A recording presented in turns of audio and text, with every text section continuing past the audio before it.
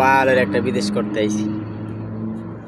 দেশে থাকতেও ঘুরতাম ঘারতাম, এমনি যাইতাম সেমনি যাইতাম, কাজ কাম করতাম না। কাজ থাকলেও করতাম না, না থাকলে তো নাই। এদিক সেদিক ঘোরাফেরা করে খাইতাম। এখন বিদেশ আসছি, 46 ডিগ্রি 47 ডিগ্রি রোদ। এর ভিতরে কি কাজ করা যায়? খালি বালি গরমু গরমু, একদিন ভাল লাগে কাজ করবো, 7 দিন ঘুরা খামু, ভাল লাগবো না, আস্তে দেশে চলে যাবো। মাঝের তো 7 লাখ নাই। 7 লাখ দেশে যায় কামাই করে শোধ দিতে আরো 5 বছর লাগবে।